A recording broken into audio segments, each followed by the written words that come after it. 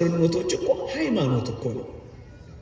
እግዚአብሔርን ጠየቁት አደረገላቸው፣ ተሳሉ ፈጸመላቸው፣ ለመኑት አከናወነላቸው። እናስ በድፍረት መመስከር ጀመሩ። ምንድነው ጸሎት ካላችሁኝ ሃይማኖትም ጭምር ነው ምእመናን።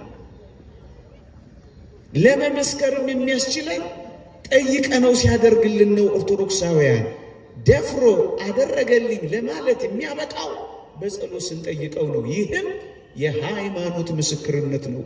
ይህም የሃይማኖት መታወቂያ ነው ወገኖቼ። ይሄ ብቻ አይደለም። እግዚአብሔር ጠይቀነው ሲያደርግልን እግዚአብሔር ቅርቤ ነው ለማለት እኮ የተመቸ ነው። እኛ አልኩት አየኝ፣ ስማኝ አልኩት ሰማኝ፣ ድረስልኝ አልኩት ደረሰልኝ። እግዚአብሔር እኮ ቅርቤ ነው የምንለው እኮ በጸሎት ጠይቀ ነው፣ ደግሞም አነጋግረ ነው፣ ደግሞም ለምን ነው እኮ ሲያደርግልን እግዚአብሔር አምላካችን ቅርቤ ነው ለማለት እኮ የሚመቸው ለዚህ ነው ወገኖች። ሌላም ነጥብ ላስታውሳችሁ፣ የተወደዳችሁ ምእመናን፣ እግዚአብሔር የኔና የናንተ ጌታ ነው። እኛ ደግሞ ፍጡሮቹና ባሪያዎቹ ነን። ፍጡርነታችን እንዲገለጥ፣ ባሪያነታችን እንዲመሰከር አንዱ ማረጋገጫው እግዚአብሔርን በጸሎት እኮ መጠየቃችን ነው ወገኖቼ። መጽሐፍ ቅዱስ እንዲህ ይላል፣ የባሪያዎች ዓይን ወደ ጌታቸው እጅ እንደሆኑ የባሪያይቱም ዓይን ወደ እመቤቷ እጅ እንደሆነ እንዲሁ እስኪምረን ድረስ ዓይናችን ወደ አምላካችን ወደ እግዚአብሔር ነው ይላል። ምክንያቱም ዓይናችንን ከጌታችን ወዴት እንነቅላለን? ምክንያቱም ዓይናችንን ከፈጣሪያችን ወዴት እንወስዳለን? እኛ እኮ አያችሁ፣ የእግዚአብሔር ምሉዕነት የእኛ ጉድለት፣ የእግዚአብሔር ፈጣሪነት የእኛ ፍጡርነት የሚረጋገጠው የጎደለብንን ነገር በጸሎት ስንጠይቀውም አይደለም። አያችሁ፣ ፈጣሪነት በፍጡርነት፣ ጌትነት በባህርነት የሚጠየቀው አንዱ መገለጫው ጸሎት እኮ ነው ኦርቶዶክሳውያን። ለዚህ ነው ፈጣሪነቱን እየመሰከርን ነው፣ ጌትነቱን እያወጅን ነው። ስትጸልዩ አምላኬ ነህ፣ ጌታዬ ነህ፣ አባቴ ነህ እያለው መሆኑን አትረዱም ኦርቶዶክሳውያን? ታዲያስ አንድ ባሪያ ጌታውን አላናገርም ሊል የሚችል ይመስላችኋል ወገኖቼ? እስኪ ልጠይቃችሁ። እኔ ቤት ያለችውን አንዲት አገልጋይ ሰራተኛ የቤቴን መጥሪያ ተጭኜ ብጠራት ጊዜ ጋሼ ልመጣልህ አልችልም፣ ኪችን ውስጥ ነኝ፣ እኔ ቢዚ ነኝ ብትለኝ በሚቀጥለው ቀን እኔ ቤት ትቀጥላለች? እችት ትቀጥላለች? ወይም መኪናዬን ይዤ ቤቴ ስገባ፣ እርግጥ መኪና አልነዳም የለኝም፣ ክላክስ ባደርግና ጥበቃዬ ጋሼ ልከፍትሎት አልችልም፣ አትክልት ውሃ እያጠጣሁ ነው፣ እኔ ቢዚ ነኝ ቢል ይሄ ሰውዬ በሚቀጥለው ቀን በአትክልተኛነት በጠባቂነት እኔ ቤት ይቀጥላል? ምን ማለት መሰላችሁ? ላናግርህ አልችልም ቢዚ ነኝ ቢል አሁን ይሄ ባሪያ ነው? አሁን ይሄ ጌታውን የሚያውቅ ነው?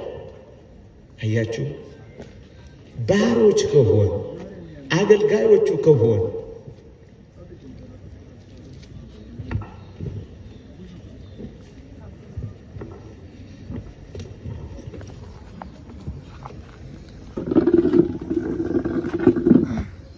ይሰማችኋል? ዝናቡ ሲብስ ሁላችንም ቦታችንን እንይዛለን። መጀመሪያ እኔ እንደ መቅድም እንደ መጀመሪያ ቦታ ሊያዝ ብዬ ድምፄ ይሰማችኋል? በጣም ጥሩ። ልቀጥል ትንሽ፣ ከባሰ መላ እንዘይዳለን። እግዚአብሔር ከሁላችን ጋር ይሁን። እየሰማችሁኝ ነው? የእግዚአብሔር ፈጣሪነት የእኛ ፍጡርነት፣ የእግዚአብሔር ጌትነት የእኛ ባርነት እንዲገለጥ አንዱ መገለጫው ጸሎት ነው ወገኖቼ። እዩ፣ በጸሎት የማታናገሩት ከሆነ እዩ፣ ጸሎት እየጸለያችሁ ከአምላካችሁ ጋር የማትነጋገሩ ከሆነ ምን እያላችሁት እንደሆነ ታውቃላችሁ? እኔ ባሪያ ነኝ፣ አንተ ጌታዬ ሆይ ላናግርህ አልችልም፣ እኔ ቢዚ ነኝ እያላችሁት እኮ ነው። ከዚያ በኋላ እናንተ በባርነት፣ እናንተ በፍጡርነት፣ እናንተ በአገልጋይነት የምትቀጥሉ ይመስላችኋል? ልክ እኔ ቤት ያሉት አገልጋዮች በሚቀጥለው ቀን እንደሚቆራረጡ ከኔ ጋር ጸሎት የማይጸልይ ሰው የእግዚአብሔርን ጌትነቱን ከመመስከር የእግዚአብሔርን ፈጣሪነት ከማወጅ አልፈልግም ያለ ሰው ነው። ይህማ ምንኛ ያሳዝናል ወገኖቼ። ስለዚህ ተነሱ፣ ጌትነቱን መስክሩ፣ ፈጣሪነቱን አውጁ። እኛ ፍጡርህ ነን፣ ደግሞም ጎዶሎ ነን፣ አንተ ሙላን የምንለው በጸሎት እንደሆነ ተረዳችሁ ወገኖቼ። ለዚህ ነው እኛ ኦርቶዶክሳውያን ጸሎትን ደጋግመን ሁል ጊዜ ሕይወታችን የምናደርገው። ሌላ ነጥብ ላንሳላችሁ። በሕይወታችን በየትኛውም ኑሮና ሕይወት ውስጥ እንኳን ብንሆን አንድ ነገር አስታውሱ።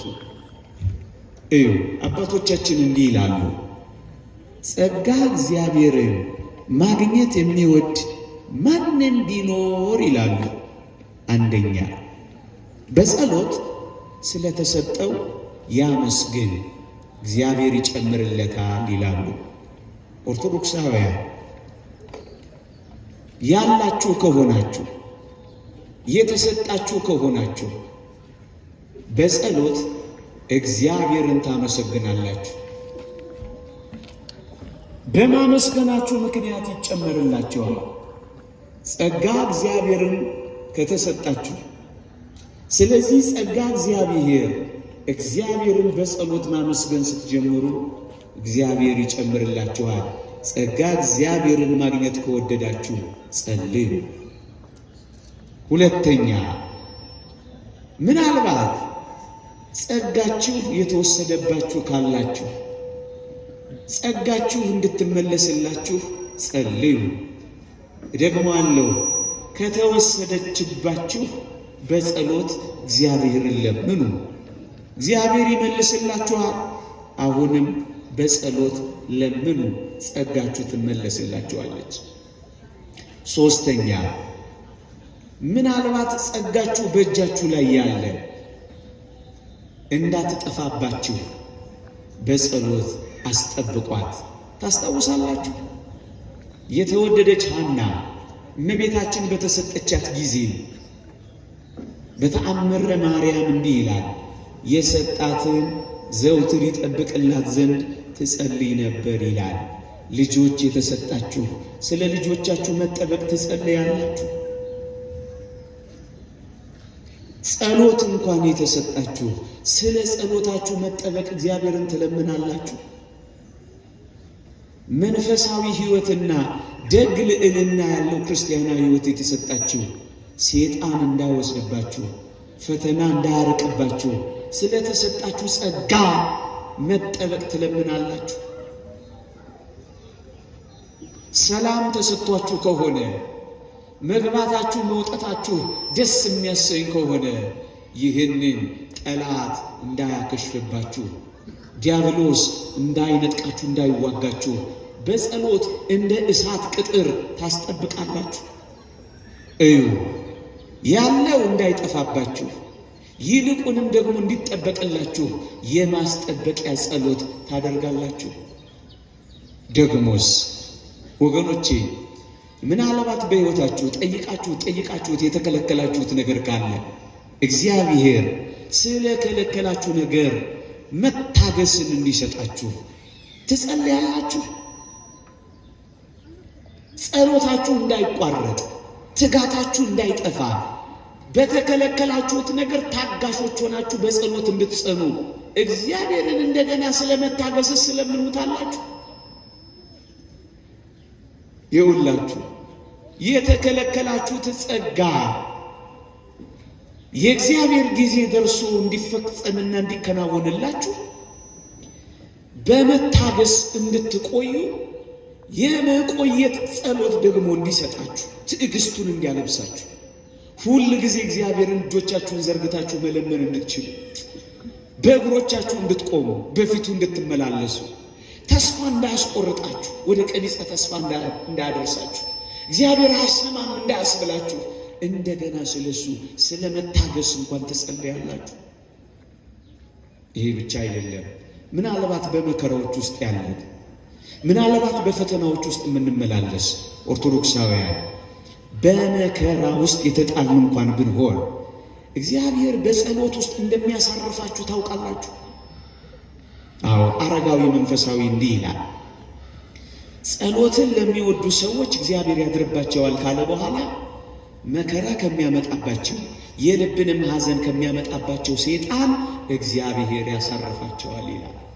በመከራዎች ውስጥ ያላችሁ እናንተ ትጸልያላችሁ ነው? ታክቷችሁ ትታችኋል? እጆቻችሁን አጣጥፋችኋል ወይስ እጆቻችሁን መዘርጋት ጀምራችኋል? አዎ እንደ ሀገር በመከራ ውስጥ እየኖርን ነው። ብርቱ ጸሎት፣ ብርቱ ምህላ፣ ብርቱ ሱባኤ ግን አለን። ብዙ ወሬ እንዳለን እናውቃለን። ብዙ ጸሎት ግን እንደሌለን ይሰማናል። ስንት ጊዜ ደጅ ጠናችሁ? ስንት ዘመን ተንበረከካችሁ? ስንት ዘመን አለቀሳችሁ? ስንት ጊዜ እጃችሁን እግዚአብሔር ጋር ዘረጋችሁ? በሙሉ አባቶቻችንን ተመልከቷቸው። እድሜ ዘመናቸውን ሁሉ እኮ ይጸልዩ ነበር። አዎ መከራ ከሚያመጣባችሁ ሰይጣን ለመዳን የምትፈልጉ፣ ከሚያሳዝናችሁ ሰይጣን ማረፍ የምትፈልጉ ጸሎትን የሚወዱ ሰዎች ከዚህ ያሳርፋቸዋል ይላል እግዚአብሔር። ከሚያሳዝናቸውም ሰይጣን ያድናቸዋል ይላል። ምን ማለት ነው? ጸሎት ለማመስገንም ጸሎት፣ የተከለከላችሁትን ለመታገስ ጸሎት፣ የጠፋባችሁ እንድትመለስ ጸሎት፣ ያላችሁ እንድትጠበቅ ጸሎት፣ በመከራ ውስጥ እየኖራችሁ ለማረፍ ከፈለጋችሁ ጸሎት። ምን ያህሎቻችን በጸሎት ጸንተናል? ምን ያህሎቻችን መነጋገር ጀምረናል? ያለ ጸሎት ስለሆንን የሰይጣን ማራገጫ መጫወቻ እንደሆነ አይሰማችሁ? ብቻችንን እኮ ሆነናል። ተዋጊያችን ከኔና ከእናንተ ጋር አይደለም፣ ብቻችንን። ግን መከራ እንደበላን እናውቃለን፣ እንደተከለከልን እናጉረመርማለን። የተሰጠንን ለማመስገን አቅማተናል። ግን ለዚህ ሁሉ ጉዳይ ጸሎት አስፈላጊያችን ይሆናል ወገኖቼ። አሁን ጸሎት ስላችሁ ኦርቶዶክሳውያን በጣም ረጅም ጸሎት፣ በጣም ብዙ ጸሎት ማለት ላይሆን ይችላል ወገኖቼ። እሱ ማይረግ ነው፣ እሱ ክብር ነው፣ እሱ ጸጋ ነው። ኦርቶዶክሳውያን በዚህ ዘመን እንኳን ፀሐይ ስትወጣ በስተምስራቅ የዘረጉ፣ ፀሐይ ስትጠልቅ በጀርባቸው የምትሆንባቸው ሰዎች ለጸሎት እንደዘረጉ የሚታዩ እንዳሉ ይሰማል። ዶፍ ዝናብ ጀምሮ ላያቸው ላይ ጨርሶ ዋዜማ ቆመው ማህሌት አድረው ጠዋት ክብረ በዓል አክብረው ደግሞ ቅዳሴ ያስቀድሰው 24 ሰዓት ሲሞላ አረፍ የሚሉ አሉ። ይሄ ክብር ነው፣ ይሄ ጸጋ ነው፣ ይሄ ማይረግ ነው። ግን ኦርቶዶክሳውያን ቢያንስ አንድ አቡነ ዘበሰማያት ማለት ያቅተና። በማለዳ የሥራችሁ መጀመሪያ ብርሃኗ ስትፈነጥቅ የልባችሁ ብርሃን በጸሎት ይፈነጥቃል። አትንበርከኩ፣ ቢያንስ እጆቻችሁን ዘርግታችሁ ትቆማላችሁ። ብዙ አታብዙ፣ ቢያንስ እንኳን ጸሎት ትጸልያላችሁ። አቡነ ዘበሰማያት ትደግማላችሁ። የተወደደው መድኃኒታችን እኮ ኦርቶዶክሳውያን ያስተማረን ጸሎት በጣም አጭር ጸሎት ናት። ይህቺን እንኳን ማድረግ ሳንችል የምንኖር እኮ ብዙ ነን ኦርቶዶክሳውያን። የታለ ጸሎታችን? ስራችሁ ላይ ለስምንትና ከዛ በላይ ለሆኑ ሰዓታት፣ ጥናታችሁ ላይ ለብዙ ጊዜያት፣ አልጋችሁ ላይ ለበርካታ ቁጥሮች ተኝታችኋል። እስከ ዛሬ የተኛንበት እድሜ ቢቆጠር ስንት ይሆናል? እስከ ዛሬ የበላንበት ሰዓት ቢደመር ምን ይሆናል? ደቂቃ ጸሎት ያው የአራሽ የተኳሽ ጸሎት ይሏታል። እያረሱ የሚጸልዩት ጸሎት፣ መሳሪያ እየወለወሉ የሚጸልዩት ጸሎት፣ የቋሚ የለጓሚ ጸሎት ይሏታል። ለሁሉም ሰራተኛ የምትስማማ ጸሎት አቡነ ዘበሰማያት እንኳን ያቀተናል። ለዚህ እኮ ነው መጫወቻ የሆነው ወገኖቼ። በጣም አጭር ጸሎት ነው ጌታችን ያስተማረን ወገኖቼ፣ በጣም አጭር ጸሎት። ይህንን እንኳን ከልባችን መጸለይ ያቅተናል። ይህን ጸሎት እንኳን 7 ጊዜ እያዛጋን ማለት ይገባን ነበር። ኦርቶዶክሳውያን ምን አይነት ረድኤተ እግዚአብሔር መንፈስ እግዚአብሔር ርቆን ይሆን ይሄን እንኳን መጸለይ ያቃተን? በምሽት ክፍለ ጊዜዎቻችን ጥቂት እንኳን እግዚአብሔርን ማሰቢያ ጊዜዎች አሉን የምትንበረከኩበት። ሊቁ ዮሐንስ አፈወርቅ እንደሚለው በምሽት ክፍለ ጊዜ የአምላክህን ስም ለመጥራት ሆድህ እንዳይከብድህ ሆድህን በልኩ ሙላው ይላል። በጣም ስለምንበላ የሆነ የምሽት ጸሎት የከበደን፣ ብዙ የቲቪ ቻናሎቻችን ስለምንቀያየር የሰማይ ኔትወርካችንንና ቻናላችንን ዘግተነው ይሆን? ኦርቶዶክሳውያን እስኪ ወደ ልባችን እንመለስ። አንድ አቡነ ዘበሰማያት በሰላም ቅዱስ ገብርኤል ማለት ያቅተናል። ትንሽ ደቂቃ ቴሌቪዥናችንን መዝጋት ያቅተናል። ትንሽ ደቂቃ አፋችንን ዝም ማለት ያቅተናል። ትንሽ ደቂቃ ቤቱን ጸጥ ማሰኘት ይሳናል። ትንሽ ደቂቃ ወደ ልባችን ተመልሰን ህሊናችንን ወደ ሰማይ መዘርጋት ያቅተናል። ትንሽ ደቂቃ እግዚአብሔር ብዙ እኮ አልፈለገም። አቡነ ዘበሰማያት ብቻ። ያን አባት አልሰማችሁ? በረሃ የሚኖር አባት ነው። ሁል ጊዜ ጸሎቱ አሉ አቡነ ዘበሰማያት። ያውም እኮ ዘልቆት አይሄድም። አባታችን ሆይ አባታችን ሆይ አባታችን ሆይ ብቻ ነው የሚለው። ከብዙ ዘመን በኋላ እግዚአብሔር መልአኩን ላከና አሉ ኧረ ስምህ ይቀደስ በለኝ ብሎ አከበታሉ። እሱ ምን ላይ ፖስት ተደርጓል? አቡነ ዘበሰማያት ላይ ቆሟል። ምን ላይ ቆማችኋል እናንተ? ወሬ ላይ ምንም የማትፈጥሩትና የማትለውጡት ፖለቲካ ላይ ምንም እዚህ ፈቅ የማታደርጉት የዓለም ኢኮኖሚና ርዕዮት ላይ በአንድ ነገር ፈቅ ማድረግ ትችላላችሁ፣ በአንዲት አቡነ ዘበሰማያት ብቻ። እሱን ትተነዋል። እዩት ይህ አባት ኧረ ስምህ ይቀደስ በለኝ ብሎ መልአኩን ሲልክለት ምን እንዳለ ታውቃላችሁ? ገና አቡነ ዘበሰማያት የሚለው ራሱ ይሄ ገና መግቢያው ራሱ መች ገና ጠገብኩት፣ መች ጠግቤው ነው ስምህ ይቀደስ የምለው። እየሰማችሁ ይሄ አባትነትህን አስቤ ልጅነቴን ተዘክሬ መኖር ራሱ ጣፍጦኝ አቡነ ዘበሰማያት ላይ ቆሜያለሁ አለላችሁ። ምን ላይ ቆማችኋል ኦርቶዶክሳውያን? እናንተ ጀምራችሁ ትታችሁታል። በየመሃሉ እንደ ሀገራችን ኔትወርክ አቆራርጣችሁታል። እንደው ከፍ ያለው ሱባኤ ሲመጣ ብቻ ያለው ሰው ስለገባ ጥልቅ ብላችኋል ወይስ በተስፋ ደስ ይብላችሁ፣ በመከራ ታገሱ፣ በጸሎት ጽኑ እንደተባላችሁ ጽኑ የሆነ የጸሎት ህይወት በአቡነ ዘበሰማያት ብቻ ጀምራችኋል? ኦርቶዶክሳውያን ይህኛ አጀማመር እኮ ትንሽ ከበድ ይላል። አንዳንዶቻችን ገና ቤተ ክርስቲያን ወንጌል እንደሰማን ገና እግዚአብሔር ቤት መምጣት እንደጀመረ በጣም ይገርማችኋል። ጸሎታችን ብዛቱ ውዳሴ ማርያሙን፣ ውዳሴ አምላኩን፣ መልካ ኢየሱሱን፣ ዳዊቱን፣ ወንጌሉን እማንጸልየው የለም። ትንሽ ከረምረም እያለ ስንመጣ ስንቀንስ ይሄ አስንቱ አይነክ የተጠይ ነው የሚባለው ይሄ በሂሳብ ትምህርት ሲወርድ ምን ላይ ደርሳችኋል ወገኖች?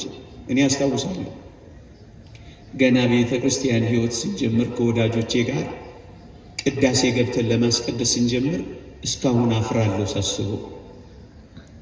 ገና ቅዳሴው ሲጀመር እጆቻችንን ዘርግተን ማስቀደስ ጀመር። እየሰማችሁ እንደውም ብፁዕ አቡነ ሕዝቅኤል መጽሐፍ መምህራችን ነበሩ። እዛ ቀን የማህሌት አይተው ደግሞም እኮ እንጠራራላችኋለን እነዚህ ልጆች ሊያረጉ ነው እንዴ እስኪሉ ድረስ ከፍ ሁሉ ማለት ጀመር። የጀመርን ሰሞን ነው። አባቶች እኮ እንደሚሉት ነው፣ በልጅነቱ የመነኮሰ ሰልሞ ይሞታል እንደሚሉት አይነት እኮ ነው። ከዛስ ጥቂት እንደቆየን አፍታ እንደቆየን እጃችንን እያወረድን መቋሚያ መፈለግ ጀመር። መቋሚያ ኃጢአት ነው እያልኩ አይደል? እየሰማችሁ? ከዛስ ትንሽ እየቆየን ደግሞ ስግዱ ሲባል በዛው ማንኮራፋት ጀመር። ደግሞ እኛን አራያ እንዳታረጉ ለትምህርት ነው መምራችሁ። እየሰማችሁ? ስንቀንስ እኮ ነው እኔና እናንተ የምንኖረው። የቀድሞ ፍቅራችን እየቀዘቀዘ፣ የቀድሞ ትጋታችን እየጠፋ፣ ማህሌት የሚያድሩት አልጋ ላይ እያንቀላፉ፣ የወለዱት በጊዜ ወሊድ ብቻ ሳይሆን ከጊዜ ወሊድ በኋላም እየዛሉ፣ ወገኖቼ ብዙ ነገርን እየቀነስን እንመጣለን። በአቅም መጸለይን አልጀመርንም። በአቅማችን መጸለይ መጀመር አቡነ ዘበሰማያት ከሆነ እሷን በደንብ አድርጎ መጸለይ፣ እሷን በደንብ አድርጎ ማጣጣም፣ እሷን በደንብ አድርጎ መኖር ከትንሿ ጀምሮ ቀስ በቀስ እያደጉ መሄድ። ኦርቶዶክሳውያን እኛ ቤት ኦርቶዶክሳዊነት በአንድ ጊዜ የሚሆን ነገር የለም። በአንድ ጊዜ አናረግም፣ በአንድ ጊዜ አንደም፣ በአንድ ጊዜ እንዴት ይሆናል? በአንድ ጊዜ ልሰማ እንዳትሉ፣ ይሄማ ትዕቢት ነው ወገኖቼ። ሴትዮይቱን አሰማችኋት? ከዚህ ከከተማ ሄደችና በአንድ ቀን ገዳም ገባቸው። ገዳም እንደገባች እሳት ማቀጣጠል ተሰጣት አሉ ስራ። እሳት እያቀጣጠለች ያን ቀን እኮ ነው የገባቸው። የሆነች እሳት መጣ ጥብስ አረገቻት አሉ። ምን አለች አሉ ሴትዮይቱ? እኛን ጻድቃኑንማ እንዲህ ካቃጠለ ይኸው በከተማ ገብርኤል አካባቢ ያሉትንማ እንዴት ሊያረጋቸው ነው አለች አሉ። ያን ቀን ገብታ እንደዚህ የለም ወገኖቼ። ቀስ በቀስ ኦርቶዶክሳውያን ከአቡነ ዘበሰማያት ጀምረው እጆቻቸውን ሲዘረጉ እሳት የተፉ እነ ማክሲሞስ እና ዲሞዲዮስ የሚባሉ አባቶች አሉ። አፋቸው እሳት እስኪተፋ እጆቻቸው እሳት እስኪያወጣ ድረስ የደረሱ እስከ እሳትነት እስከ ከዊነ እሳት የደረሱ አባቶቻችን አሉ። እየጸለዩ ከፍ ብለው አንድ ክንድ ከስንዝር ከፍ ያሉ አባቶች አሉ። እየጸለዩ ቢያንስ ግን ኦርቶዶክሳውያን እንደው የታዘዙትን የጸሎት ጊዜያት ተዋቸው። በማለዳና በምሽት አቡነ ዘበሰማያት የቋሚ የለጓሚ የአራሽ የተኳሽ ጸሎት ማድረስ እንኳን ያቅተናል ኦርቶዶክሳውያን። ቢያንስ ኦርቶዶክሳውያን እግዚአብሔር የሚፈልገው ተከታታይነት ያለው የማይቋረጥ ጸሎት እንዲሆን ነው ወገኖቼ። ስትጀምሩ ደካማ ጸሎት ሊሆን ይችላል። ስትጀምሩ የረከሰች ጸሎት ሊሆን ይችላል። ስትጀምሩ ማትሰሙ ሊመስላችሁ ይችላል። ግድ የለም የረከሰ ጸሎት በመጸለይ ነው ወደ ንጹህ ጸሎት የሚደረሰው ኦርቶዶክሳውያን። ደካማ ጸሎት በመጀመር ነው ወደ ብርቱ ጸሎት የምንጓዘው። ከዜሮ በመጀመር ነው ከፍ የምንለው። ግን እንጀምረው ኦርቶዶክሳውያን። ለዚህ ዘመን መድህናችን ከጸሎት በቀር ምን አለ መሰላችሁ? ከጸሎት በቀር የሚድንበት እንዳለ የሚያስብ ሰው በሰይጣን የተታለለ ነው ይላል ማር ይስሐቅ። ከጸሎት በቀር መዳኛ የለንም ኦርቶዶክሳውያን። እግዚአብሔርን ከመጥራት በቀር መውጫ የለንም ኦርቶዶክሳውያን። በግልም በቤተ ክርስቲያንም እንደ ሀገርም ከጸሎት በቀር መትረፊያ የለንም። ከዚህ ውጭ ካሰብን በሰይጣን የተታለልነን የሚለው ለዚህ ነው። የረከሰች ቢመስላችሁም ጸልዩ ወገኖቼ። እደግመዋለሁ፣ ኃጢአት እየሰራን ቢሆን እንኳን ላለመጸለይ ማፈር የለብንም ኦርቶዶክሳውያን። እግዚአብሔርን ለማናገር መደበቅ የለብንም ኦርቶዶክሳውያን። ታምንም ቢሆን በመከራው በምንም ሁኔታ ውስጥ እንሆን፣ እንደውም አንድ ሊቅ ምን ይላል? መታመምህን ላለመጸለይ ምክንያት አታድርግ፣ ይልቁንም ይላል ለህመምህ መድኃኒት የሚሆንህ ጸሎትህ ነው ይላል። አልጋ ላይ ወድቀህ ብትሆን ጸልዩ። አልጋ ላይ ወድቀው እየጸለዩ የኤርሚያስን ሰቆቃው ኤርሚያስን እየደገመ እያነበበ አንድ እንባ በሚያነብበት መጽሐፍ ላይ አረፈ ይላል። አንድ ታሪክ ሳነብ አልገባውም ምን እንደሆነ። ለካ እጅግ ጽኑ እንባን የሚያለቅሰው የነቢዩ የኤርምያስ እንባ ነበር የሚጸልይበት መጽሐፍ ላይ ያረፈው። ነቢዩ ኤርምያስ አብሮት መጥቶ ለካ ያለቅስ ነበር በታመመው አልጋ ላይ ወድቆ። በታመማችሁበት አልጋ ላይ የሚመጡ ቅዱሳን አሉላችሁ። መታመማችሁን ምክንያት አድርጋችሁ ጸሎቴ ደካማና የረከሰች ናት ብላችሁ ላለመነጋገር ከእግዚአብሔር እንዳትርቁ ጸልዩ። ምንም እንኳን ከምትፈልጉት የህይወት ደረጃ ንጹህ ህይወት ደረጃ ንጹህ ጸሎት ደረጃ ባትደርሱ ጸሎትን ግን አታቁሙ። ስታቁሙ ትሞታላችሁ። ስታበቁ ይበቃል። ለዚህ ነው ሁል ጊዜ እንድንጸልይ ጌታችን በወንጌል በምሳሌ ታስታውሳላችኋችን ሴት ዘውትር መጸለይ ስለሚገባ አንድ ምሳሌ ነገራቸው ይላል። ባሏ የሞተባት አንዲት መበለት የሆነች ሴት ፍረድልኝ እያለች ዳኛውን ተዘበዝበው ነበር ይላል የሉቃስ ወንጌል ምዕራፍ 18 ቁጥር 1። በሞቴ ስሙኝ ፍርድ ትፈልጋለች። ዳኛው አልፈርድ አላት። ወገኖቼ ከዚያስ ዘውትር እየሄደች መዘብዘብ መጨቅጨቅ ጀመረች። ከዕለታት አንድ ቀን ግን ዳኛው ምን አላት? እግዚአብሔርንም ባልፈራ ሰውንም ባላፍር ስለ ዝብዘባ ብዬ እፈርድላታለሁ አለ ይላል። በጨካኝ ልብ የመሰለው እግዚአብሔር የኔና የእናንተን የጭካኔ ልብ ለመግለጽ እንጂ እሱ ደግና ሮሮ አምላክ ነው። ግን ምን እንደሆነ ታውቃላችሁ? ፈረደላት። ምንም የሌላት ብትሆን እንኳን አብዝታ እግዚአብሔርን በጸሎት በመጠየቋ እንደሚፈረድልን ሲያሳየን ተመልከቱ። ምንም የላት። የምትሰጠው ገንዘብ የላት፣ ደሃ ናት።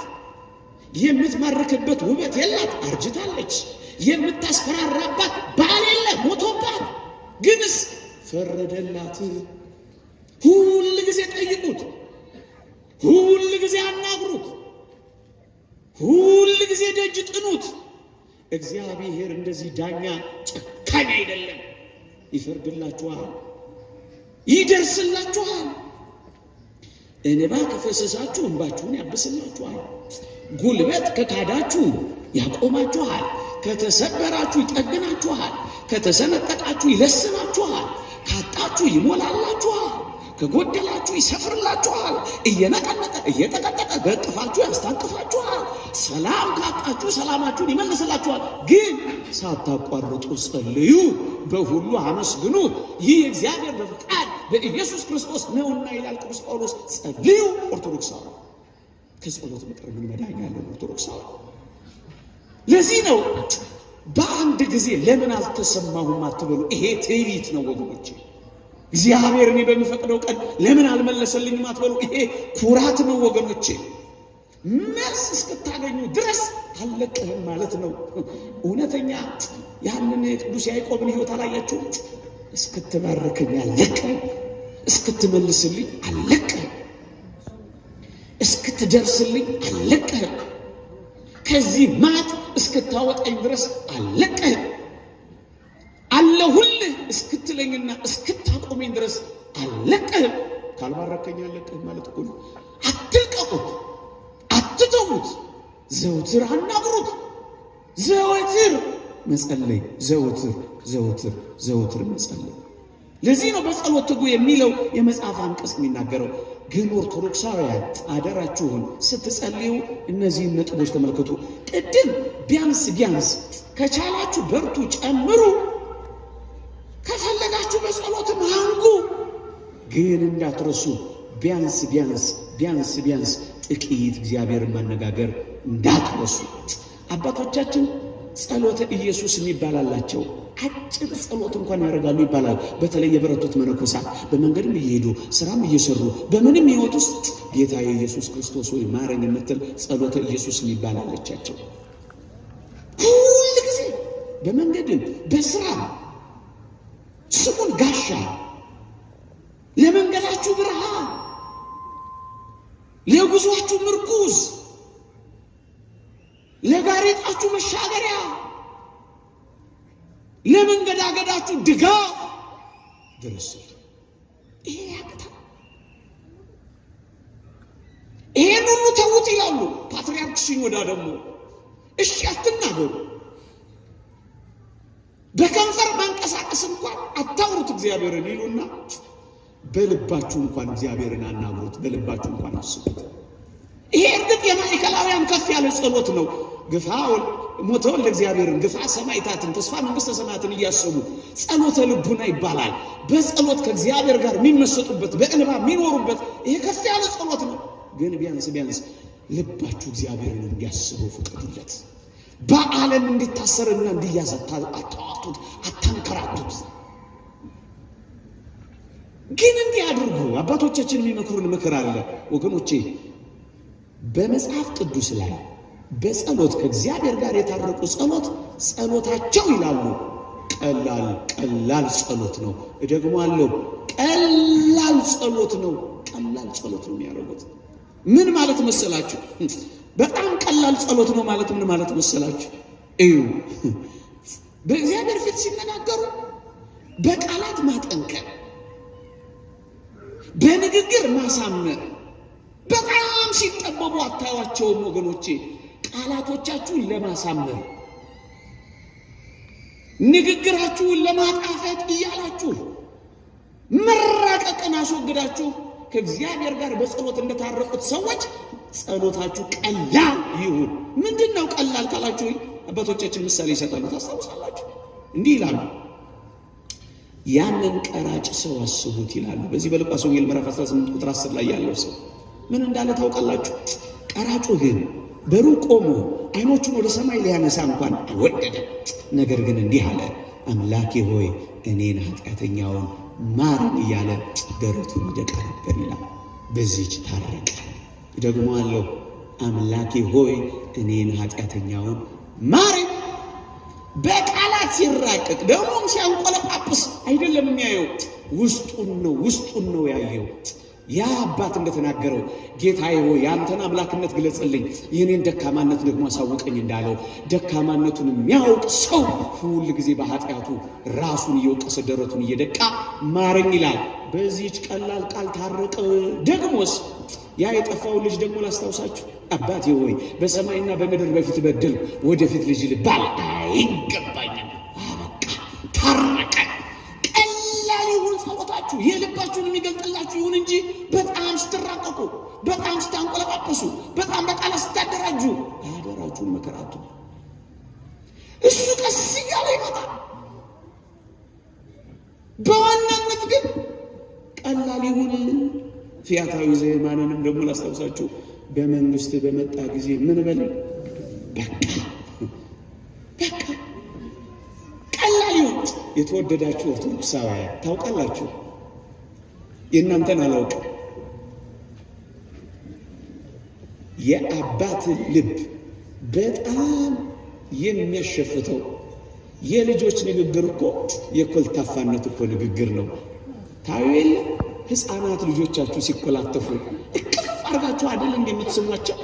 አይናቸውን በሉ አፍንጫቸውን በሉ አገላጣችሁ አይደል እቅፍ የምታደርጓቸው? ምን ማለት ነው? የልጆቻችሁን መኮላተፍ እንኳን ስትወዱት እግዚአብሔር እኮ የእኛን የልጆቹን ተኮለታትፈን እንኳን እኔ እኮ ጸሎት አላውቅም፣ እኔ እኮ አሳክቼ መጸለይ አልችልም፣ ግድ የለም እግዚአብሔር መኮላተፋችን እንኳን ሳይቀር ነው የሚወደው። ኦርቶዶክሳውያን በአባታችን ፊት እየተኮላተፍን ስንናገር እግዚአብሔር እኮ ደስ ይለዋል። ለምንጠቀማቸው ቃላት ጠንካራነት ከመጠን በላይ ሳንራቀቅ መኮላተፋችን እንኳን የሚሆን እግዚአብሔር እንዳለ እንመንና እየተኮላተፍን እንዲሆን እንጸልይ። አንዳንድ ሰው እኔ አልችልም፣ ግድ የለም እግዚአብሔር የሚወደው ይሄንን ነው። እንደውም እንዴት እንደሚያቅፈው የተወደዳችሁ ኦርቶዶክሳውያን ደግሞ ሌላ አንድ ሐሳብ እናንሳና ወደ ርዕሰ ጉዳይ ጥቂት ነጥቦችን ሰጥቻችሁ አበቃለሁ። ኦርቶዶክሳውያን ይኸውላችሁ እግዚአብሔር ንጉሳችን ነው፣ እኛ ባለሟሎቹ ነው። ሁል ጊዜ በጸሎት በእግዚአብሔር ፊት ስንቆም በንጉሱ በእግዚአብሔር ፊት እንደቆምን እናውቃለን። በንጉሱ በእግዚአብሔር ፊት አሁን እንኳን እኔ እንደምናገር እናንተ እንደምትሰሙ ታውቃላችሁ። በንጉሥ ፊት እኮ ነው የቆምነው ወገኖቼ። እንደውም አባቶቻችን ምን ይላል? ማር ይስሐቅ ምን ይላል? ለጸሎት ስትቆም ይላል በእሳት ነበልባል ፊት እንደምትቆም ሁን ይላል። በእሳት ነበልባሎች ፊት እንናገራለን። በእሳት ነበልባሎች ፊት እንቆማለን። በእሳት ነበልባሎች ፊት እናገለግላለን። በእሳት ነበልባል ፊት የሚቆም ምንኛ ንቁና ቀልጣፋ እንደሚሆን አስቡት። እንዴት ታንቀላፋላችሁ? እንዴት ትዘናጋላችሁ? እንዴት ቸል ትላላችሁ? እንዴትስ በእሳት ፊት እየቆማችሁ እንዴትስ ታፈዛላችሁ? አያችሁ፣ በእሳት ነበልባሎች ፊት በንጉሥ ፊት የሚቆም የሚረድና የሚንቀጠቀጥ አይደለም፣ የሚያደገድግም አይደለም። አደግድጋችሁ፣ አዎ እጆቻችሁን ወደ ሰማይ ዘርግታችሁ ነው እኮ የሚለው። በማለዳ በፊት እቆማለሁ እንዳለ እየቆማችሁ ከቻላችሁ በእውነትና በመንፈስ ይሰግዱለታል እንደሚለው እየሰገዳችሁ፣ ካልቻላችሁ እየቆማችሁ፣ ከዚያስ እጆቻችሁን እየዘረጋችሁ በፊትህ እጆቼ በሌሊት እጆቻቸውን አንሱ እንዳለ ቅዱስ ጳውሎስም ወንዶች እጆቻቸውን እያነሱ ያለ ቁጣ እንዲጸልዩ እፈቅዳለሁ እንዳለ እጆቻችሁን እያነሳችሁ፣ ደግሞስ አይናችሁን ቀና አድርጋችሁ ማን አስተምሯችሁ ነው የምትጨፍኑት? የተወደደ መድኃኒታችን ኢየሱስ ክርስቶስ አይኖቹን ቀና አድርጎ አልዓዛር እንዳስነሳ አላያችሁ? አይኖቹን ቀና አድርጎ ህብስቱን እንደባረከ አላያችሁ? ይሄ እኮ ትምህርት ነው። አይኖቻችሁን ቀና አድርጋችሁ ወደ ሰማያት። አዎ ምንድን ነው የሚለው የእግዚአብሔር ቃል አታስታውሱ? በሰማይ የምትኖር ሆይ አይኖችን ወደ አንተ አነሳለሁ አይል? አይኖቻችሁን አንስታችሁ ሳትደገፉ መቋሚያም ሳትይዙ አንድ ላይ ደገፍ ሳትይዙ እንቅልፍም ሳታንቀላፉ በእሳት ነበልባሎች ፊት እንደምትቆሙ ሆናችሁ ጸልዩ። በንጉሥ ፊት እንደሆናችሁ አስባችሁ አደግድጉ ወገኖቼ፣ አደግድጉ። ሌላውን ሁሉ ትተን ምን እናድርግ? ቅድም ብያችኋለሁ በመግቢያ ቀመርና ፎርሙላ የለውም። ቅድም እንዳልኳችሁ በአንዲት ቃል ታርቀዋል። ዝም ብለው በፊቱ ቀሚሱን ነክተው ተርፈዋል። ቀመርና ፎርሙላ የለውም ያልኳችሁ ለዚህ ነው። ቢያንስ ግን ጥቂት ሀሳቦችን ሰጥቻችሁ አበቃለሁ። እግዚአብሔር ከሁላችን ጋር ይሁን። እየሰማችሁ ይሁን። እግዚአብሔር ከሁላችን ጋር ይሁን። ድምጼ ይሰማችኋል? የመጀመሪያው እግዚአብሔር እንዲሰማን፣ እግዚአብሔር ጸሎታችንን እንዲቀበለው በግልጽ የተጻፈው የመጽሐፍ ቅዱስ ቃላችን ምን እንደሆነ ታውቃላችሁ? የመጀመሪያው ዋና ነጥባችን ይሄ ነው። ምንድነው እሱ? ማመንታት የሌለበት እምነት፣ ሳታመነቱ ማመን፣ ማወላወል የሌለበት ጽናት፣ ሳታወላውሉ መጽናት፣ ደግሞስ ማቆራረጥ የሌለበት ትጋት፣ እያቋረጣችሁ እየጀመራችሁ ተወት እያደረጋችሁት ደግሞ እየተመለሳችሁ ሳይሆን ሳታቋርጡ ጸልዩ፣ በሁሉ አመስግኑ፣ ይህ የእግዚአብሔር ፈቃድ በኢየሱስ ክርስቶስ ነውና ይላል። ሳታቋርጡ ያለ ትጋት። ይሄ ብቻ አይደለም፣ ሁለት ልብ የሌለበት አንድነት፣ በሁለት ልብ ሳታነክሱ እግዚአብሔርን አምናችሁት ጸልዩ። ይሄ ብቻ አይደለም፣ ጥርጣሬ የሌለበት እርግጠኝነት፣ እግዚአብሔር ያደርግልኛል የሚል ጥርጣሬ እንኳን የሌለበት እምነት ለጸሎታችን በጎ መልስ ይዞ ይመጣል። ማመን፣ እግዚአብሔርን በፍጹም ልብ ማመን፣ ሳትጠራጠሩ ማመን። የእግዚአብሔር ቃል እንዲህ ይላል፣ አምናችሁ በጸሎት የምትለምኑትን ሁሉ ትቀበላላችሁ ይላል። መቀበል ከፈለጋችሁ እመኑት እግዚአብሔርን፣ አምናችሁ ጸልዩ። እንደዛች ልጅ አታስታውሱም? የሆነ ታሪክ ይነገር ነበር። ዝናብ ጠፋሉ። እግዚአብሔርን ዝናብ ለመጠየቅ ምህላ ለመያዝ ወደ ቤተ ክርስቲያን ሄዱ አሉ። በሙሉ ህዝቡ ሲወጣ አንዲት ብላቴና ጥላ ይዛ ወጣቸው። ዝናብ ለመፈለግ ይሄድን አንቺ ጥላ ይዘሽ ትወጫለሽ አሏት አሉ። ዝናብ ልንጠይቅ አይደል? ታዲያ ዝናቡ ሲመጣ በምን እንጠለላለን አለቻቸው። አማኝ ማለት እንዲህ ነው። እንጠይቃለን፣ እግዚአብሔር ያደርገዋል። ልናስ ጥላ ያስፈልገናል። እውነትም ጸልየው ሲመለሱ ዝናብ መጣ። አብዛኛው እየተደበደበ አጅሪት ተጠልላ ወደ ቤቷ ገባች። ማመን ማለት እንደዚህ እመኑት እግዚአብሔር ወገኖቼ። ካመንነው ይታመንልናል እግዚአብሔር የታመነ ነው። ራሳችንን ግን እንጠረጥረዋለን። ከታመን ይታመንልናል። ከወላወል ይክደናል እግዚአብሔር። ይሄን ነው የእግዚአብሔር ቃል እኮ የሚናገረው ወገኖቼ። ቅዱስ ጴጥሮስን አታስታውሱ? በውሃ ላይ እንድራመድ እዘዘኝ ና አለኝ አለው። ና አለው። መጣና መስጠም ጀመረ። ጌታችን በወንጌል ምን ተብሎ ሊጻፈው? አንተ እምነት የጎደለ ስለምን ተጠራጠርህ አይደል ያለው። ለሚጠራጠር ሰው ከእግዚአብሔር ዘንድ ምን ያገኛል? እየተጠራጠርን ቀርቶብን ይሆን? መጥቶ ተመልሶ ይሆን በጥርጣሬያችን?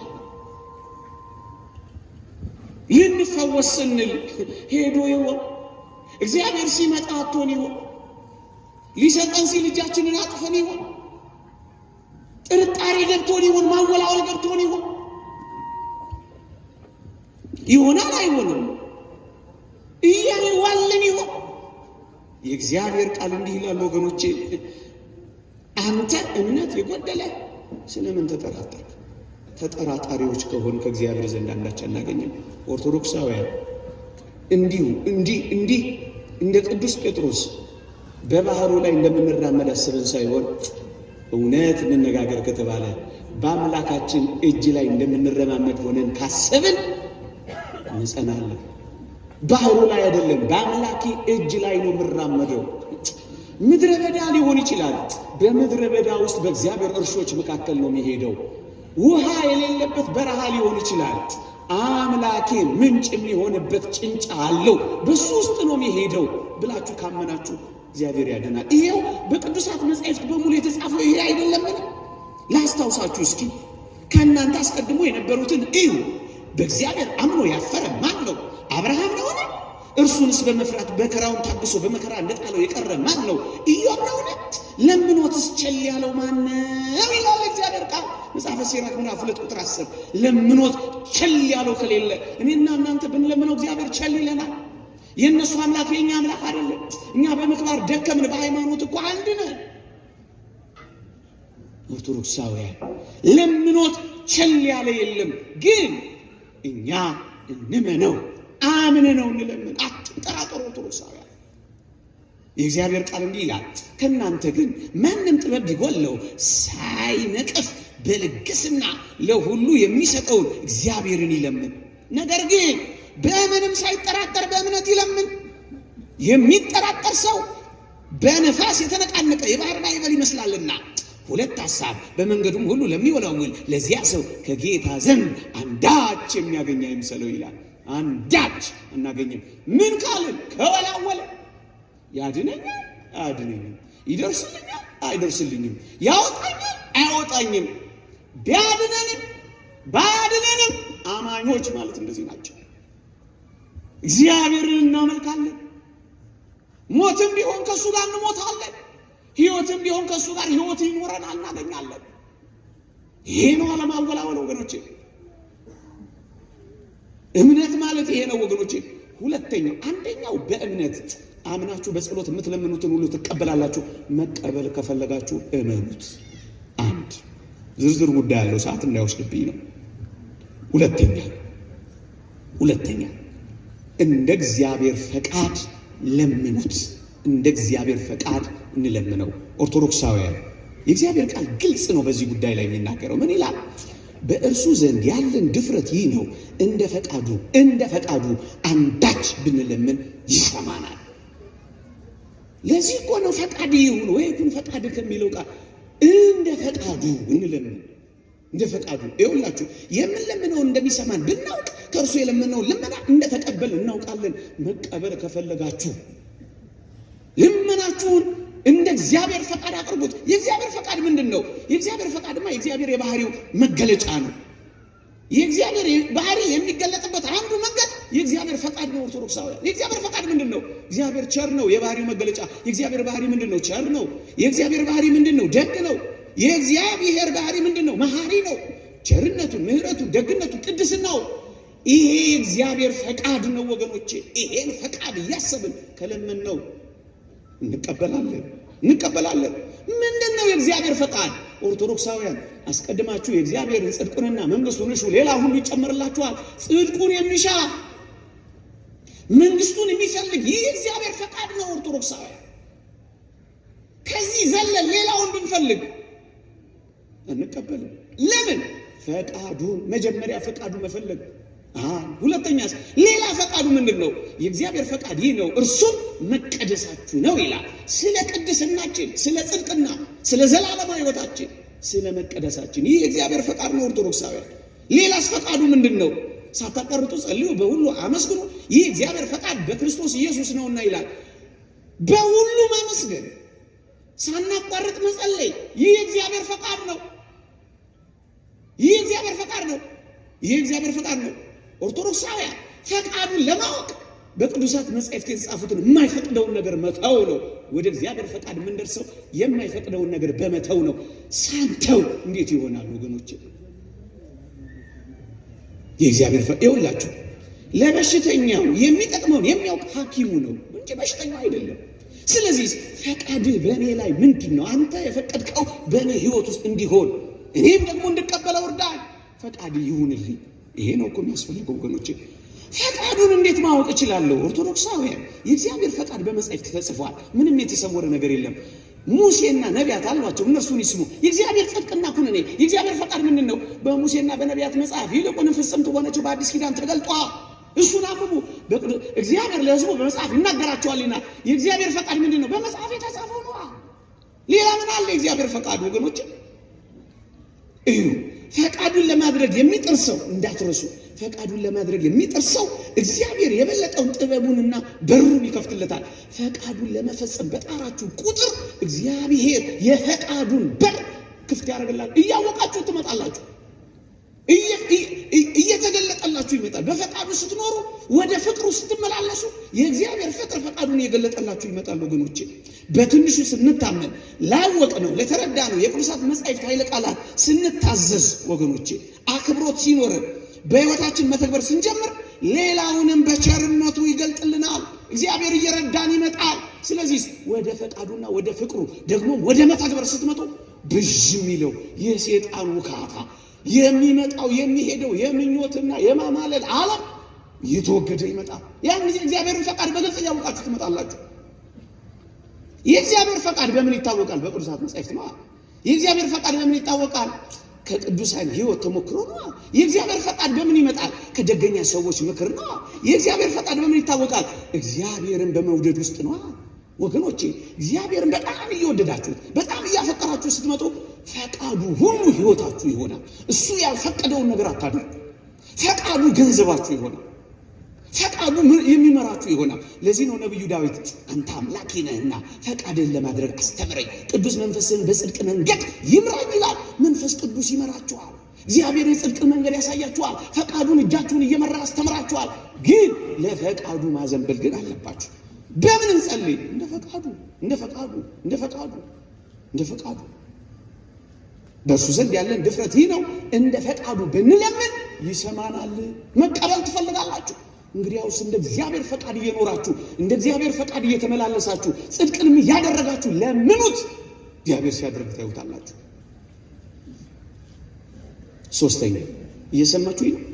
ሶስተኛ እግዚአብሔር ጸሎታችንን እንዲሰማ ደግሞም እንዲቀበለው ምን እናድርግ ካላችሁ፣ አንደኛ በእምነት፣ ሁለተኛ እንደ ፈቃዱ በመመላለስ እንደ ፈቃዱ በመለመን፣ ሶስተኛ በፍቅር የማይደረግ ነገር ሁሉ እግዚአብሔር አይቀበለውም። ወገኖች እንኳን የኔና የእናንተን ጸሎት ስጋችንን ለእሳት አሳልፈን እንኳን ብንሰጥ ፍቅር ግን ከሌለን ያቃጠልነው ስጋችን እንኳን ለከንቱ ይሆናል ይላል ቅዱስ ጳውሎስ። ስጋን እንኳን እግዚአብሔር ያሳያችሁ ጸሎትም እንዴ። ስለዚህ ምን ይሁን? በፍቅር ይሁና። በፍቅር እዩ። ዮሐንስ ዘአስዩት የተባለ አባት ንጹህ ጸሎት ምንድን ነው ተብሎ ሲጠየቅ ምን አለ መሰላችሁ? እንዲህ ይላል፣ እግዚአብሔርን በመውደድ ለዓለም መሞት ነው ንጹህ ጸሎት አለ። እግዚአብሔርን በመውደድ ለዓለም ስንሞት ዓለም በእኛ ውስጥ ሕይወት ስታጣ ያን ጊዜ ንጹህ ጸሎተኞች መሆን እንችላለን ይላል። እግዚአብሔርን በመውደድ ላይ የተመሰረተው አያችሁ። የምትጸልዩት ለጥቅም ሳይሆን ለፍቅር ይሆናል። አምጣ አይደለም ማመስገን ትጀምራላችሁ። ንብረት ማስጠበቂያ፣ ሀብት ማፍሪያ፣ ጠላት መጉጃ አታረጉትም። ለነፍስ ጥቅም፣ ለእግዚአብሔር ፍቅር መንበርከክ ትጀምራላችሁ። ያን ጊዜ መልስ ታገኛላችሁ ወገኖቼ፣ መልስ ታገኛላችሁ። ለመቀበል ሳይሆን የምትጸልዩት ራሳችሁን ለመስጠት ይሆናል። ምክንያቱም ግንኙነታችሁ የሚሆነው ከመውደዱና ከፍቅሩ ጋር ብቻ ይሆናል። ፍቅሩ ጋር ብቻ ይሆናል። ኦርቶዶክሳውያን ይኸውላችሁ፣ በጣም ከወደዳችሁት ከምትወዱት ሰው ጋር ሁሉ ጊዜ መኖር ትፈልጉ የለ? አዎ፣ በጣም ስትወዱት ሳታናግሩት መዋል፣ ሳታናግሩት ማምሸት አትችሉም። ሳታናግሩ አይነጋም። ዳዊትን ተመልከቱት። እግዚአብሔርን በጣም ስለሚወደው መብልና መጠጥ ውስጥ እንኳን ሳይቀር እያነባና ያለቀሰ ከመጠጡና ከመብሉ ጋር እንባውን ይደባልቅ ነበር። በነቢዩ አሞጽና በነቢዩ በኢሳይያስ ዘመን እንደነበሩት ነገስታት በዝሆን ጥርስ የተለበጠ አልጋ አልነበረም የሚተኛው። ቅዱስ ዮሐንስ አፈወርቅ አንዲት ውብ አልጋ ላሳያችሁ ይላል። ይህቺም አልጋ በዝሆን ጥርስ የተለበጠች አልጋ አይደለችም እና በምንድን ነው? በዳዊት እንባ የተለበጠች አልጋ ላሳያችሁ ይላል። ሌሊቱን የት ነው የምናድረው ክርስቲያኖች? የት ነው ብናት? እዩት። ሀገር ያስተዳድራል፣ ህዝብ ይመራል፣ ጦርነት አለበት፣ የቤተ እግዚአብሔር ስራ አለበት። እንደ ዛሬ ካሰባችሁት እኮ ቢዚ ነው። ግንስ መብልና መጠጥ ውስጥ እንኳን ሳይቀር እንባውን የሚደባልቅ ፍሩና የሚፈራና ድንጉጥ ሰው ነው። እግዚአብሔርን የሚወድ ሰው እንደዚህ ነው። ከአፉ አይለየውም፣ ከልቡ አይነጥለውም፣ ሁል ጊዜ ያወራዋል። ምክንያቱም እግዚአብሔርን ይወደዋል። ከምትወዱት ሰው መለየት አትፈልጉም አይደል? ስትወዱት መለየት አትፈልጉም፣ ታናግሩታላችሁ። እያንዳንዱን የጸሎት ጊዜያት መጠቀም ትጀምራላችሁ። በእያንዳንዱ የጸሎት ጊዜያት ውስጥ እግዚአብሔርን ታገኙታላችሁ፣ ትቀምሱታላችሁ፣ ታጣጥሙታላችሁ። ማቋረጥ አትፈልጉም። አባቶቻችንን ተመልክቷቸው ከእግዚአብሔር ጋር መነጋገርን እንዳያቋርጡ ደቀ መዛሙርቶቻቸው ዝም ይሏቸው ነበር፣ ሳይለንት ያደርጓቸው ነበር። ማቋረጥ አይፈልጉም። ያዝኑ ነበር ሰው ሲያቋርጣቸው። እናንተ ስትመጡ እኮ የእግዚአብሔር መልአክ ሄደብኝ ብለው ያዝኑ ነበር አባቶቻችን። አያችሁ፣ ፍቅር ሲኖር እኮ እንደዚህ ነው የሚሆነው። እግዚአብሔር ፍቅር ነው ታውቃላችሁ። ደግሞ ሌላኛው ሐሳብ እግዚአብሔር ፍቅር ነው ታውቃላችሁ። ፀሐይን አውጥቶ ብርሃንን ሲሰጥ ለኃጡ ለጻድቁ፣ ለአማኒውም ለመናፍቁ፣ ለጠላትም ለወዳጅም እግዚአብሔር ብርሃንን ሁሌ ያወጣል። ፍቅር ማለት እኮ ይሄ ነው። ምንጮች ከውሃ ሲያወጣ ለሚያምንም ለማያምንም፣ ለገባውም ለወጣውም፣ ለወዳጅም ለጠላትም እግዚአብሔር ያወጣ። ፍቅር ማለት ይሄ ከሆነ የተወደዳችሁ ምዕመናን፣ ፍቅር ከልባችሁ ሆኖ እግዚአብሔር እንዲሰማችሁ ከፈለጋችሁ እንዲህ አድርጉ። አባቶቻችን ትምህርት ነው። የሚጠሉንን እየወደድን፣ ለሚያሳድዱን እየጸለይን፣ የሚረግሙንን እየመረቀን ከጸለይን እግዚአብሔር ይቀበለዋል። ምክንያቱም እሱ የኖረው እንደዚህ ነው። እሱ ያሳለፈው ይህን መከራ ነው። ፍለጋውን ይዘን ዳናውንና ኮቴውን ተፈልገ መኖር ከጀመር እንዴት አድርጎ እንደሚቀበለው ተመልከቱ። ኃጥእ ጻድቅ፣ አማኒ መናፍቅ፣ ወዳጅ ጠላት ሳንል እኛም መጸለይ እንጀምራለን። የሌሎችን ድካም መሸፈን እንጀምራለን። ውስጣችንና ራሳችንን እንጂ ማንን መመልከት እናቆማለን። የተወደዳችሁ ኦርቶዶክሳውያን፣ ያ ፈሪሳዊው እንደጸለየው እንደዚህ ቀራጭ ስላላደረከኝ አመሰግናለሁ፣ 2 ጊዜ ጾማለሁ፣ ምን አገባው? የሚወዳደረው የሚፎካከረው ድካሙን ብቻ አይመለከትም ነበር። አያችሁ፣ ፍቅር የለውም። አኩራፊ ነው። ትከሻ ለትከሻ የሚለካካ ነው። ተወዳዳሪና ተፎካካሪ ነው። ፍቅር ሲኖርስ እንደዚህ ይሆናል። ሶስተኛ፣ ያለ ፍቅር እግዚአብሔር አይቀበልም። እንዲቀበለው ምን እናድርግ? በፍቅር ሰዎችን በመውደድ ባለመጥላት፣ ለሰዎች ሁሉ በመጸለይ፣ እግዚአብሔርን ደግሞ በጥልቅ በመውደድ። ነገሮችን ለማጠቃለል 1-2 ነጥቦችን ብቻ በፍጥነት ብዬ ላምጣ፣ ሰዓት እንዳልወስድባችሁ። የሰማችሁ ወይ? ሶስተኛው ደግሞ እጅግ በጣም እግዚአብሔር በእውነት ከኔና ከእናንተ የሚወደው ደግሞ የሚፈልገው ምን እንደሆነ ታውቃላችሁ? ኦርቶዶክሳውያን፣ እግዚአብሔር እንዲህ ይላል፣ ከንፈርህ ከኔ ጋር ነው፣ ልብህ ግን ከኔ ጋር አይደለም ይላል። እግዚአብሔር የሚፈልገው ልባችን። እግዚአብሔር ልብን ያያል የሚል ቃል አልሰማችሁም በመጽሐፍ ቅዱስ? አዎ። ምን ማለት ነው? ልቡናን ከክፉ ሐሳብ እንድንተው፣ ደግሞስ ሰውነትን ከመጥፎ ሥራ እንድንከለክል፣ ከዚያስ በኃጢአት ሳያድፉ ከመኖር ከቂም፣ ከጥላቻ፣ ከማማረር ነፃ ስንወጣ ልባችን ነፃ እየወጣ ይመጣል። እግዚአብሔር ልባችንን ስንጠብቀው ይወዳል። እግዚአብሔር አያችሁ፣ እግዚአብሔር ይውላችሁ።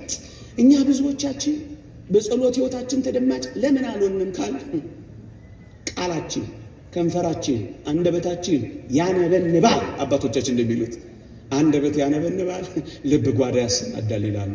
ልባችን የለም። እግዚአብሔር የሚፈልገው ልባችንን፣ እኛ የምንሰጠውስ ማነብነባችንን። ከቃሉ ጋር እንመሰጣለን፣ አብረን እንሆናለን። ግን ደግሞ አደራችሁን እንዲህ ስለማደርግ ጸሎትን ላቋርጦ እንዳትሉ። አይደለም፣ እሷንም ብትሆን እናድርግ። እግዚአብሔርን ባይሰማው እኛም ባናደምጠው አባቶቻችን ይላሉ ሰይጣን ይሰማዋል ይላሉ። ማን ይሰማዋል? ማን ይሰማዋል? ሰይጣን ይሰማዋል። በዚህ እንደውም ምሳሌ የሚመስሉት አንድ አይነ ስውር ምርኩዙን ወዲና ወዲያ እያወናጨፈ ሲሄድ ውሾች ቢጮሁበት ውሾቹ ደፍረው ሄደው ይነክሱታል? ይነክሱት ይመስላችኋል? አይነክሱትም። ምክንያቱም ውሾቹ አይናማ ይሁን ወይንም ደግሞ ልበ ብርሃን ያውቃሉ። አውቁ የት ያውቃሉ? እናስ ዝም ብለው መጮህ ነው ስራቸው። ሲያንቆሻቁሽ ብቻ መደንገጥ ነው ስራቸው። ግድ የለም እናንቆሻቁሽ ወገኖቼ። የትም የት ግን አባቶቻችን ይላሉ ግድ የላችሁም ጸልዩ። ለምን እንዳትተው ጸልዩ። ለምን? ቢያንስ ገበሬ እርሻው በአረም ቢሞላ እንኳን ይላሉ ጥቂት እንኳን ለዘር ያክል ያጣለትም ይላሉ። ለምን ያክል? ለዘር ያክል። ከዛ ውስጥ እግዚአብሔርን ይመርጠዋልላችሁ። ልብ የለም ብላችሁ እንዳትተውት አደራ ለማለት ነው። ግን እንደዚህ እናድርግ ወገኖቼ። አዎ ከንፈራችንን እንጂ ልባችንን ካልሰጠነው እንዴት ይሰማናል? ኦርቶዶክሳዊ በጉልበታችን ብቻ እንጂ በልባችን ጉልበት እንደ ምናሴ ካልሰገድንለት እንዴት ይቀበለናል? ኦርቶዶክሳዊ በእግራችን እንጂ በልባችን ካልመጣን ክርስቶስን እንዴት እናገኘዋለን? ኦርቶዶክሳዊ አካላችንን ሰጥተነው ልባችንን ከነፈግነው ከንፈራቸው ላይ ነህ እንጂ አንተ ልባቸው ላይ አይደለም ከተባለ እግዚአብሔር እንዴት ያገኘናል? ወገኖቼ የመልካም ነገር መፍለቂያው ሁሉ ልባችን ነው። አታስታውሱ? ልቤ መልካምን ነገር አፈለቀ የሚለውን ዳዊት ነው። ባሪያ ቆንስ አያችሁ፣ የህይወት መውጫችን ልብ ስለሆነ ልባችንን ንጹህ ለማድረግ ዘውትር መትጋት መቻል አለብን። ክፉ ሐሳብ እንዳያስብ፣ ከመጥፎ ስራ እንዲወገድ፣ ከቂም ከጥላቻ ከማማረር እንዲወጣ ልባችንን መጠበቅ አለብን። ለዚህ እኮ ነው ነቢዩ ዳዊት አስደናቂ ቃል የሚናገረው በልቤ በደል ቢኖር ኖሮ ይላል እግዚአብሔር ልመናዬን ባልሰማኝ ነበር ይላል። በልባችን በደል ካለ ይኸው አረጋገጥኩላችሁ። እንዴት እንቀበላለን? እንዴት ይሰማዋል እግዚአብሔር? ስለዚህ አተኩረን የህይወት መውጫ ልብህ ናትና አጥብቀ ልብህን ጠብቅ የሚለው ይሄ ነው። አጥብቀ ልብህን ጠብቅ። በመጨረሻ ሳልናገረው አንድ ሁለት ነጥብ ይቀራል። እኔ እቺን ብቻ ልዝጋባት፣ እቺን መዝጊያ ላድርጋት። ይኸውላችሁ እግዚአብሔር እጅግ በጣም የሚመለከተው ሰው፣ እግዚአብሔር ጸጋ የሚሰጠው ሰው ምን አይነት ሰው መሰላችሁ? መጽሐፍ ቅዱስ ላይ በግልጽ ነግሮናል ጌታችን። ቅዱሳን ሐዋርያትን መስክረዋል። እግዚአብሔር ትዕቢተኞችን ይቃወማል፣ ለትሑታን ግን ምን ይሰጣል? ጸጋን ይሰጣል። ስሙ። እግዚአብሔር እንዲሰጣችሁ ትፈልጋላችሁ? በዘረጋችሁት እጃችሁ መቀበል ትፈልጋላችሁ? እንግዲያውስ ትሑታን ሁኑ። ትሑታን ናቸው ከእግዚአብሔር የሚቀበሉት ወገኖቼ። ኩራት በልባችሁ አይኖር። በኩራት አይደለም በልብ ማዋረድ አግኙት። ኦርቶዶክሳውያን በከፍታ አይደለም በዝቅታ ተገናኙት። ኦርቶዶክሳውያን በመኮፈስ አይደለም ትንፍስ በማለት አግኙት። ልታይ በማለት አይደለም በመደበቅ አግኙት። ትዕቢተኛ መሆን እንደ ሰይጣን፣ ትሁት መሆን ግን እንደ ጌታችን ነው። ኦርቶዶክሳውያን ለዚህ እኮ ነው ሰይጣን ያህል ዳነው። አሁንም ቢሆን ከእግዚአብሔር ጸጋን መቀበል የምትፈልጉ በጸሎት በዋናነት በትህትና የምትቀርብ ጸሎት እንደማን ቅድም እንደነገርኳችሁ እንደዛ እንደቀራጩ ነው። መጸባሃዊው ምንድነው ያደረገው አታስታውሱ? እንዲህ ያደርግ ነበር ይላል መጽሐፍ ቅዱስ የሉቃስ ወንጌል ምዕራፍ 18 ቁጥር 14 ላይ ራሱን ከፍ የሚያደርግ ሁሉ ይዋረዳልና ይልና ራሱን ግን የሚያዋርድ ከፍ ይላል። ያኛው እኔን ኃጢአተኛውን ማረኝ እያለ ደረቱን ይረቃል። ያኛው ደግሞ 2 ቀን በሳምንት ጾማለሁ እንደዚህ ፈሪሳዊ ስላላደረከኝ እያለ ያኛው ራሱን ከፍ አደረገ። እስ ራሱን ዝቅ አደረገ። ከዚህኛው ይልቅ ይሄኛው ጸድቆ ገባ ወደ ቤቱ ይለናል ወንጌላችን። እንዲቀበላችሁ ከፈለጋችሁ ሁሉ ጊዜ የትህትና አዋቂ ትህትና ምንድነው? አዋቂ ሲሆኑ እንዳላዋቂ መኖር ነው። ከብረው ሳሉ በተዋርዶ ራስን ዝቅ ማድረግ ነው። ትሩፋት እየሰሩ እንዳልሰሩ መሆን ነው። እየሆናችሁ አይደለሁም ማለት ነው ትህትና ወገኖች። እየቻላችሁ አልችልም ማለት ነው። እኩል ሆናችሁ ዝቅ ማለት ነው። ፓትርያርክ ሲኖዳ እንደተናገሩት ከወንድሞች ጋር እንደ ልጅ ከልጆች ጋር እንደ ወንድም ሁን። ከጓደኞች ጋር ዝቅ ብለህ ዝቅ ካሉት ጋር ደግሞ አብረህ እንደ ወንድም ሆነ ኑር። እንደዚህ ካረከው ነው ሰይጣን የምታሸንፈው። ኦርቶዶክሳውያን ሰይጣን በትህትና ፊት መቆም አይችልም። አባ መቃርዮስን አልሰማችሁ? ሰይጣን መጣና ምን አለው? አንተ አትበላም እኛም አንበላም፣ አንተ አትጠጣም እኛም አንጠጣም፣ አንተ አትተኛም እኛም አንተኛም፣ አልቻልንህም አለው። በተጋህለኒት አይተኙም አጋንንት ታውቋቸዋላችሁ። እሱም አይተኛም አይበላ አይበሉ እኩል ሆኑ፣ ግን አልቻልንህም አሉት። ስለምንድን ያልቻላችሁኝ አላቸው። በትህትና ነው ያልቻልነው። እናንተ ኦርቶዶክሳውያን ከዚህ በላይ ሰይጣንን ማሸነፊያ መንገድ ያለው ይመስላችኋል? የለም። ትህትና የሰይጣንን ትዕቢት ያዋርደዋል ይላል መጽሐፍ መነኮሳት። እንዲዋረድ ከፈለጋችሁ ትሑታን ነው። ጌታችን እንዲሆኑ ነው ያዳነን። እናንተ መዳን ከፈለጋችሁ ትሑታን ብቻ ሆኑ። ትዕቢትን አስወግዱ። እግዚአብሔር በጸሎቴ እንዲመለከተኝ፣ እግዚአብሔር በድካሜ እንዲረዳኝ ፈልጋለሁ ካላችሁ እንግዲያውስ በትህትና እንኖር። እንግዲያውስ በትህትና ክርስቶስን እንምሰለው። እንግዲያውስ ወደ ክርስቶስ በትህትና እንቅረብ። ይሄን እኮ የሚያመለክተው የእግዚአብሔር ቃል እንዲህ ይላል። ወደዚህ ትሑት ወደ ማን ነው እግዚአብሔር የሚመለከተው? ወደዚህ ትሑት መንፈሱም ወደ ተሰበረ በቃሌም ወደሚንቀጠቀጥ ሰው እመለከታለሁ። ትንቢተ ኢሳይያስ ምዕራፍ 66 ቁጥር 2 ልጅ ገመው በሞቴ ወደዚህ ትሑት ወደ ትሑት መንፈሱም ወደ ተሰበረ በቃሌም ወደሚንቀጠቀጥ ሰው እመለከታለሁ። እግዚአብሔር እንዲመለከተን ትሑት ነው። እንንቀጥቀጥ፣ እንፍራ፣ እንደንግጥ፣ እግዚአብሔርን እናክብረው። በትህትና ከኖር እግዚአብሔር ይመለከተናል። እግዚአብሔር ይቀበለናል። እግዚአብሔር ይሰማናል። እግዚአብሔር ይመልስልናል። እግዚአብሔር ይደርስልናል። እግዚአብሔር ያወጣናል። እግዚአብሔር እጆቹን ይልክልናል። እግዚአብሔር በክንዶቹ ያሳርፈናል። ትሑታን ስንሆን አባ እንጦንስ እንደ መጋዝ ያለ ሹልሹል ያለው ምእመናን ወደ ሰማይ ሲጓዙ አንዳንዶቹን እየቦተረፈ ሲያስቀራቸው ብዙዎቹን ነው እንጂ አንዳንዶቹ ግን እየጠፉ ሲያልፉት ተመለከተና ተንበርክኮ ማልቀስ ጀመረ ይላል አባ እንጦንስ። ጮክ ብሎ ጌታ ሆይ ከዚህ መከራ፣ ከዚህ ስቃይ፣ ከዚህ ጉንተላ፣ ከዚህ ውጊያ ማን ይድና ብሎ ጮኸ ይላል መጽሐፍ ነው። እግዚአብሔርን ድምፅ አሰሙ። ትሑታን ይድናሉ አለው። ምኖች ይድናሉ? ምኖች? እግዚአብሔር እንዲሰማችሁ ትፈልጋላችሁ? ትሑታን ነው። እግዚአብሔር እንዲታረቃችሁ ታረቁ። የእግዚአብሔር ቃል እንዲህ ይላል። አባቶቻችን ይል ሳል ይዞ ስርቆት፣ ቂም ይዞ ጸሎት የለም። እዚህ ውስጥ መሰማት የምትፈልጉ ሁሉ ታረቋ። ያኮረፋችሁትን ታረቋ። የያዛችሁትን ቂም ጣሏ። ፍርድ ቤት የቆማችሁበትንም ቢሆን ተዋ።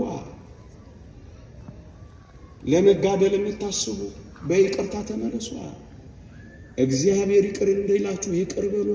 እንዲምራችሁ ማሯ። እንዲተውላችሁ ተዋ። እንዲሰማችሁ ታዘዟ።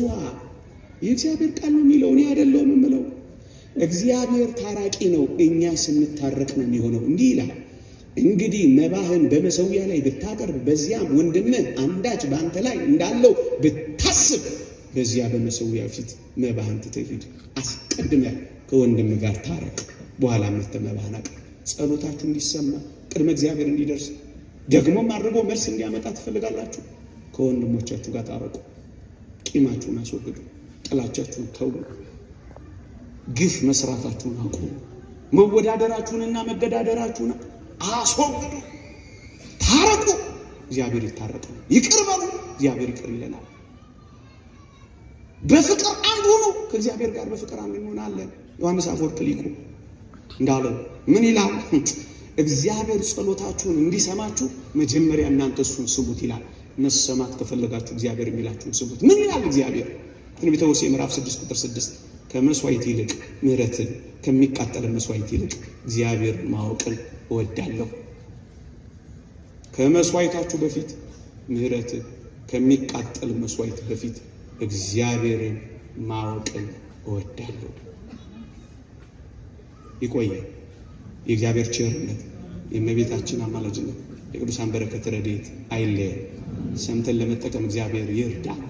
አሜን።